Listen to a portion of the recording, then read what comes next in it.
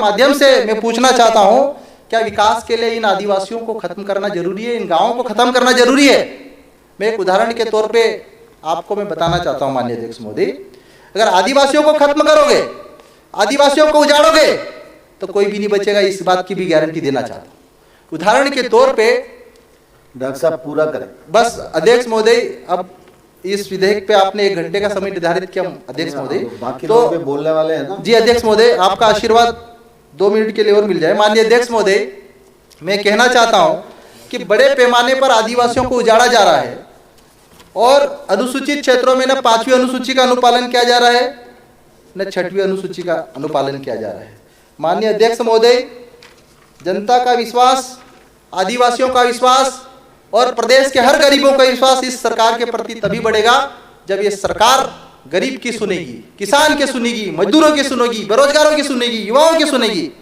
आज जब विश्वास की बात हुई तो माननीय अध्यक्ष महोदय ये भी बता दूं कि अभी इंदौर में पीएससी परीक्षा के लिए हमारे हजारों बेरोजगार युवा इस मांग को लेकर आंदोलन कर रहे, ठंड में, कि 2019 की मुख्य परीक्षा की कॉपी दिखाई जाए और मार्कशीट जारी की जाए।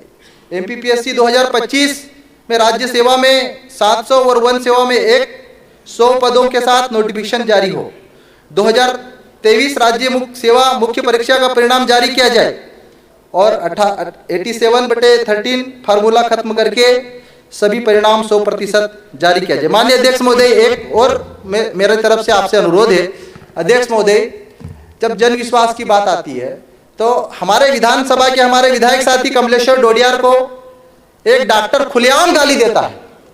डॉक्टर के ऊपर आज दिनांक तक कोई कार्रवाई नहीं हुई, लेकिन हमारे विधायक साथी के ऊपर गंभीर धाराओं में केस दर्ज किया गया, जेल में डाला गया 3 दिन तक, लेकिन वो गाली देने वाला गालीबाज डॉक्टर आज भी आजादी से घूम रहा है। तो कैसे जनता का विश्वास, जब एक विधायक अपने आप को सुरक्षित नहीं कर पा रहा है इस राज्य में, तो जनता का विश्वास इस सरकार के प्रति, इस लोकतंत्र के प्रति कैसे बढ़ेगा? माननीय अध्यक्ष महोदय, आपके माध्यम से मैं यही कहना चाहता हूं कि सरकार युवाओं की सुने, बेरोजगारों की सुने और ये हमारे खासकर शेड्यूल एरिया में रहने वाले आदिवासियों का विशेष ध्यान रखे। विशेष आदरणीय अध्यक्ष महोदय, बस आखिरी 1 मिनट। माननीय अध्यक्ष महोदय, ये जो विस्थापन बड़े पैमाने पर हो रहा है, इसके लिए विस्थापन के लिए जो पुनर्वास नीति बनाए सरकार, पहले विस्थापन के लिए मुआवजा निर्धारित करे सरकार, विस्थापन के लिए कानून बने, उसके बाद ही विस्थापन हो। अध्यक्ष महोदय, कानून पर बहस हो रही है तो कृपया, लेकिन कानूनों का पालन नहीं होता अध्यक्ष महोदय के विषय पर रहे।